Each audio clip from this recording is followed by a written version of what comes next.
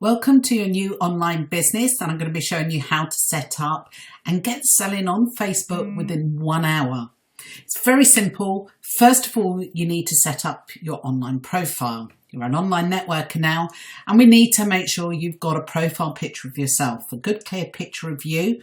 People buy from people, so don't have your pet or have a group photo. Make sure it is just you in this photo here. However, in the background photo, you need a picture that really is you or represents you and what you're about. So this could be family, it could be your pets, it could be seasonal photo, it could be absolutely anything. Now here, what I've done is I set a goal to go to New York, and this is me in New York. So I put that as my cover photo. So like I said, you need to make sure you've got all your profiles set up before you start promoting yourself online. You need that professional image. You might decide to go through and clean up your profile a little bit. Make sure that you've got posts on there that aren't controversial, and make sure you haven't got any swearing or anything like that on there. People do buy from people, and it's good to have that professional image. Now at the top here, I would like to just show you what some of these icons are. The first one is a friend's request, and you will get a notification here to say that somebody would like to be your friend. Now obviously click on that and you either confirm or you delete. It's entirely up to you. The second one is probably one of the most important, and that is your message center. Now it's like an inbox. You can private message people. So basically that message is just between you and the other person that you message, and nobody else on Facebook can see that. You'll be using this a lot, especially within your group, because you'll be talking to people and taking them to private message to discuss delivery and to keep in regular contact with them to make sure they still are buying your products when they arrive. And the message center has changed slightly recently. And if somebody is not on your friends list, you will need to click on this box here, open it up, and it will tell you if somebody who is not on your friends list has messaged you. Now this works the other way. For example, if you have somebody in your group that's not on your friends list and you'd like to message them about delivery or to say their products are here, you'll go in there and you'll message them, but they won't necessarily see that notification. So sometimes it's a good idea to go to their timeline, which is like here, and write, I have private messaged you, please take a look. And of course that gives them a double notification that they have a message waiting for them. This last one here is the world symbol, and that is the notification center. You can see I've got 20 notifications. That basically means there's activity on Facebook that Facebook are trying to alert me to. So anything of interest, for example, if I've posted some products and somebody's commented underneath, if I click on here, it will actually show up, and I can go to the specific point and click on it and it will take me through to that post. So that again is a really important section of your timeline that you need to familiarize yourself with if you're not already. Now in this next section, I'm going to show you how to set up a group. It's really easy to do and you can set it up within about 2 minutes. All you need to do is click on Home and scroll down to the left hand side until you see the highlighted word groups, and just click on here where it says Create Group. And again, really simple, you need to think of a group name. You'll notice here I've already put the group name in, and I've called this particular group Buy Local Maidenhead, and I've squashed all the words up and put a hashtag in front, because what happens when you do that, it creates a link, and I found it a fantastic way of generating traffic to your group, and of course it's branding yourself.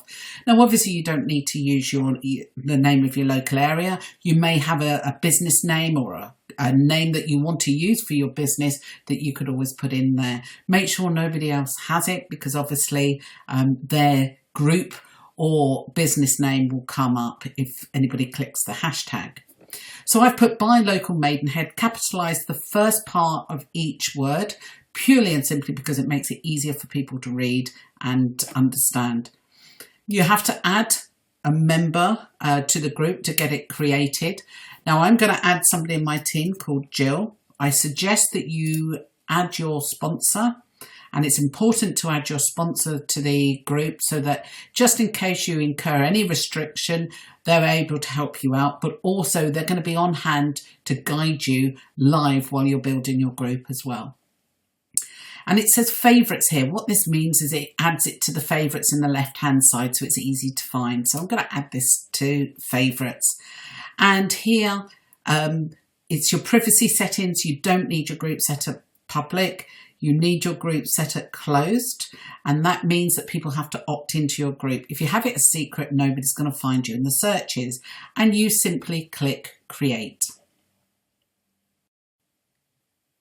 So here we have it. Your group is now set up. You just need to add some extras to it.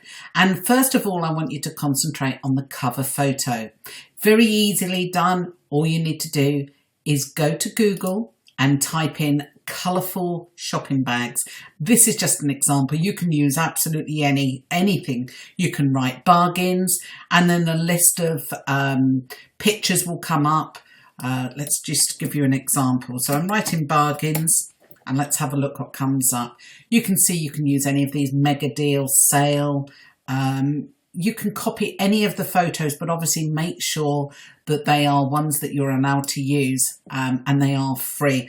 But I prefer the shopping bags because I think they're very colourful and they do attract attention. So make sure you've selected a good quality one. Obviously you don't want someone else's logo on it. Save it to your computer and then I'll show you how to upload it. Okay, we're just going to upload and you click on and then double click the image. If you hold down the cursor, you can actually find that you can move your picture wherever you want, well, up and down. And I like the image to really just show the top of the bags. So once you've released, you need to save that image in the position that you want. Now, sometimes you do upload a photo and it's just completely the wrong size. Well, then I do suggest you download another one or you resize your image. Now, we're not going to go into that on here, but there is a lot of information on Google on resizing an image for a Facebook cover photo. Now, all we've got left to do is just add a description. So click on add a description, speak to your sponsor. They may have descriptions ready for you. I've just kept it really simple. Buy locally in Maidenhead for bargains. Please check my group daily. And it really is that simple. And just save the information.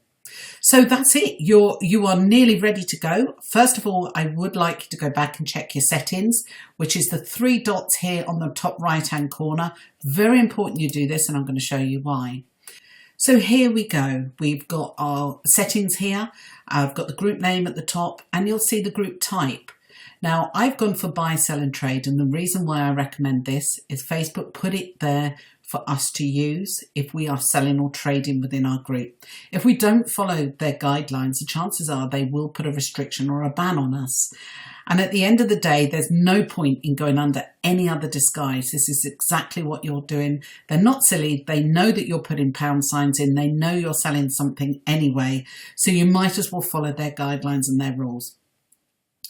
Underneath, make sure you've changed it to the right currency for whatever country you're in. And the group privacy settings should always say closed. Now the membership approval will be set to any member can add or approve. Well, you need to click any member can add members, but admin must approve them. And you are admin because you don't want just anybody joining your group. And then here it says set your group link. Now this isn't as important as it used to be because we're using the hashtag now as the link. We find these links get restrictions straight away as soon as you start using them. So we never recommend using those in any post. You can add a larger description whenever you're ready. So we've got the tags here now, Maidenhead, Windsor and Reading. These are 3 local areas to me. It does only allow you to do 3, so make sure that you've got a good search in there. Posting permissions, membership and admins can post to the group.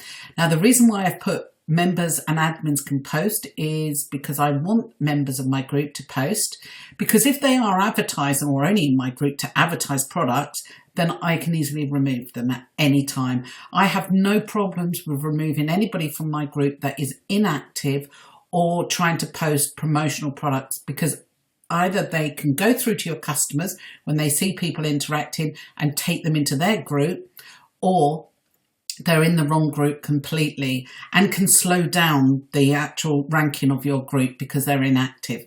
So make sure you remove these people if you want to.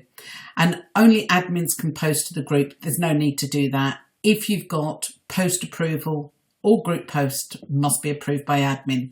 So if somebody did post, it goes into a little section. It says you've got one post pending. You could go in and have a look at what type of products they're trying to sell. If it's secondhand products, I usually leave them in the group. But if they're promoting their own business, which could conflict with mine, I remove them straight away.